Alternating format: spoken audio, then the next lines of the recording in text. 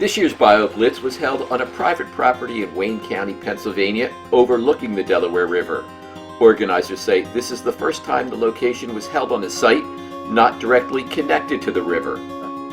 With a small headwater stream on it, and some wetlands, mixed forest, open areas, we thought that it would have a lot of biodiversity, and in fact it did.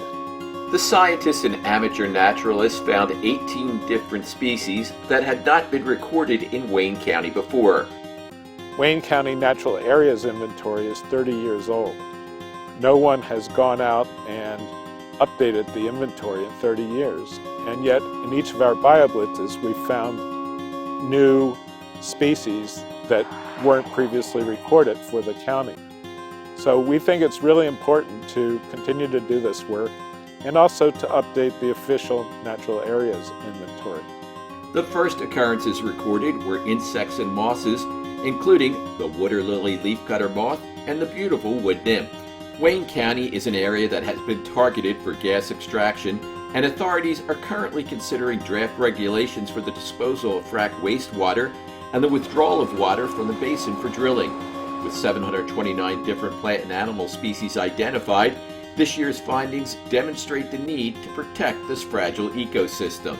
Extracting water and taking it out of basin is going to diminish the water levels, the water tables for our wetlands, which will impact all of the insects and reptiles that rely on our wetlands.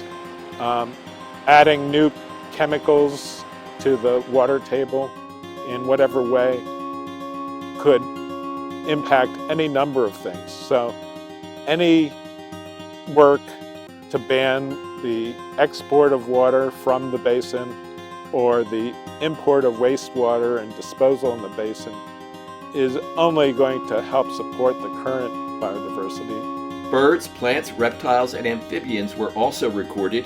In past events, the teams of scientists would conduct their surveys together during the same 24-hour period. Because of the COVID pandemic, the teams visited the site on different dates. This had an impact on the results.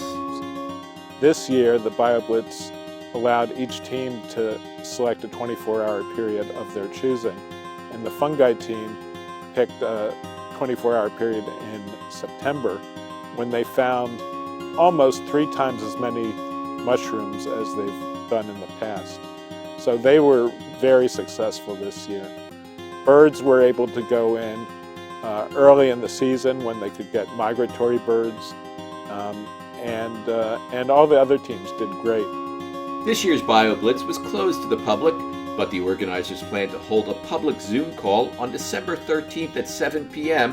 where the scientists will discuss their findings.